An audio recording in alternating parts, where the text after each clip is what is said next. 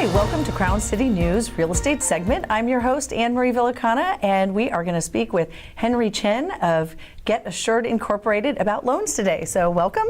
Good morning. So why don't we get started? What do people need to do to get a loan with you? I mean, what kind of things do they need to bring to you for information? Well, we start with a short application form so we could get the authorization to run their credit also. So we run their credit, make sure their FICO score is there and know what kind of program for them. Then we need their pay stubs and their W-2s just to get pre-qualified and see how and where to place them, which kind of program is best for them. So the first thing they should bring you is their W-2 form and then their Social Security or pay stubs. Okay, and then can you explain about FICO scores? A lot of people are worried about FICO scores, and what are they, and then how can they make them better? FICO scores are the grading percentage that the different establishment gives them. We have the Experian, the TransUnion, and all these different agency. It hurts when we're late. The scores will drop when we're late in paying our credit cards or mortgages. And so if you pay it on the day it's due, it's okay? Yes. Okay. And then on if we hit close to our credit limit, and that's also hurt us.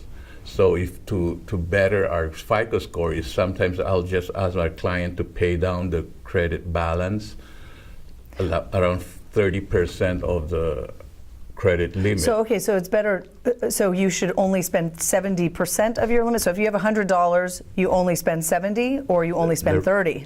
You spend 30. Oh. That would help the credit score. Okay. Now, so spend less. Yeah. Now, if you don't need a good FICO score, then that's fine. Only when you're about to buy a home, then you want a better FICO score because you get better interest rate.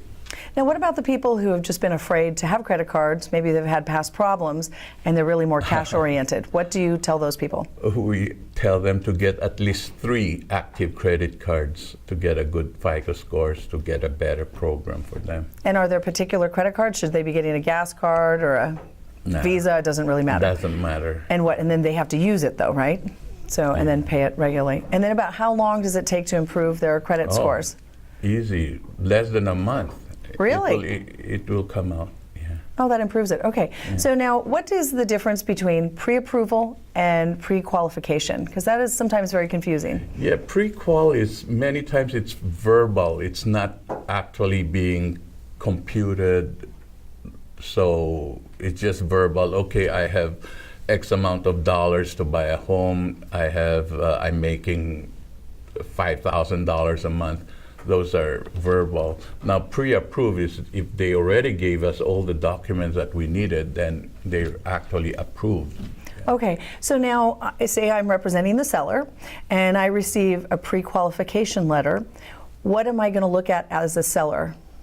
Do I think, oh, that's great, they're pre-qualified, or should I say, no, I want them to be pre-approved? Yes, you want them to be pre-approved, and many times we can do a DU, it's called desktop underwriting. We just input their information and the computer will underwrite them. So that's more important. So now we don't want a pre-qualification, we don't even want a pre-approval, we want DU. Desktop underwriting. So is that the title on the letter now? Yeah. Desktop underwriting. Okay, so we're going to ask people to do that? Yes. All right, so desktop underwriting. And then let's see. So I wanted to ask you one other thing on the FICO scores. What is a good FICO score? So can you give us the range of FICO scores? Because that makes people wonder. It has different levels. If you're 740 and above, you get best interest rates. So sometimes we see in the market, the advertising, they say that interest rate is this much, but it's actually only for the 740 FICO and above. Then there's a 700, there's 680, and 660, and 640. So you get worse pricing the worse your score is. Like 1/8 difference. Sometimes it's a quarter difference. Okay, and then how does it work when there are 3 different agencies, with Experian and Equifax, and how do you merge the? No, we get the middle score. You take a middle score. Yeah. So they weight average it? We just pick the middle score. Sometimes you have a 740, 739, and then 630. we still get the 739. Yeah. Oh, wow. Okay, so then you have that benefit. All right, and then can you also explain what a mortgage broker is? Okay, I am a mortgage broker, and we have the advantage to approach to several different investors or banks. So we check the best program for you, which lender would give you a loan, because we have from the conventional to VA to FHA to the jumbo to the private lender. For a broker, we have this flexibility to do it. So whereas if you go to an institutional lender like Bank of America or Wells Fargo, they just have their set programs? Yes. So you might have better programs for them? Yes.